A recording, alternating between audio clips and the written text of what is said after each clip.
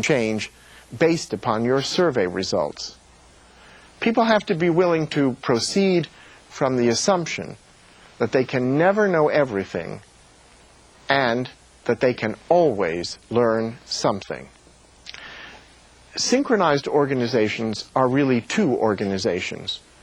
One that operates in the present, but also one that assesses its past and present so it can determine its future.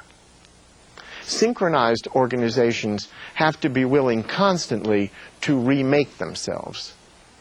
They are dynamic, organic. I look forward to hearing your comments and questions on what I believe is the key to every organization's achieving optimum success: its ability to achieve synchronization. We will now continue with the second question and answer session. And the first question is from Acapulco. Go ahead, please. Buenos días. Good morning, doctor. We're calling from the Technical Institute of Acapulco. How can we have a person who has power in the organization to synchronize internally and externally when his own actions aren't synchronized and it's to the detriment of the organization? You have to have a revolution. That's the tough question. You may have to go someplace else, or you may have to have a coup. I don't mean to be humorous that way, but you can't if the person's in charge. You have to get enough people around him or her to force the change. Okay, we go to Puebla, please. Go ahead.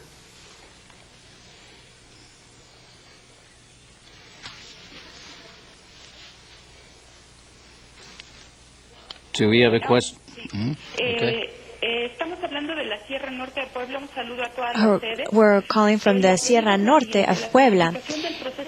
The question is the ISO 9000 in an education institution.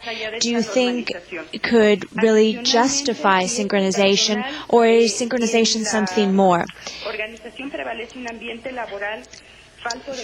Furthermore, if we have low communication, low income, and lack of motivation in a company, what strategies can we implement in the organization so that the people that work in the organization can implement synchronization? The motivation is better salaries, a thriving organization, and a bright future. Under those circumstances, when you are looking to the outside world, in all cases, you are looking at improving, at creating a better future. That's why you do it. All right, our next question is from Sinaloa. Go ahead, please. Buenos días. My name is Alma Arena from the Autonomous University of Sinaloa. And my question is the following. How can we synchronize the educational sector with the business sector, and how can we carry out this synchronization? That's a very, very important question, and the answer is you first go to the businesses and ask them what they want and need. That's part of your external, assessment. You also have to look at the broader societal needs, because businesses are as much in need of synchronization as educational institutions. Businesses tend to be short-sighted. They need to be shown, for example, that maybe there's a further opportunity that they don't even see. Educational institutions can, by having research entities, can go, for example, and say to them, look, Mr. Business People or Mrs. Business People or Miss Business Person, take a look here. We have this opportunity that together we can pursue to our advantage. We go to Irapuato for our next question. Go ahead, please.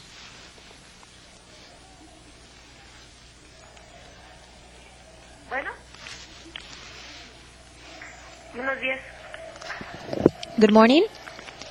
Su pregunta. Bueno.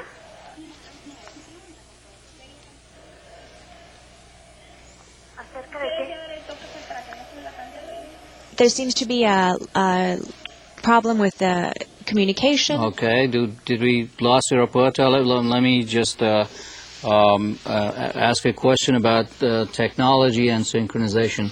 What kind of technologies do we need in our organizations, from simple to complex?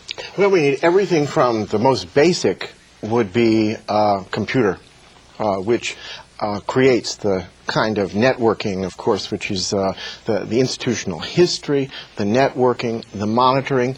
But then the important thing is to begin to recognize that portability and mobility are crucial. People need to, this goes back, for example, to the first question that was asked in this segment, because when I said you need a revolution, what you really need is the press on a person who may be not forward-looking to be shown the advantage of moving forward. And that means that you need people who will say the next generation of technology is going to be even greater than what we now have, and that's going to allow for independence. Great.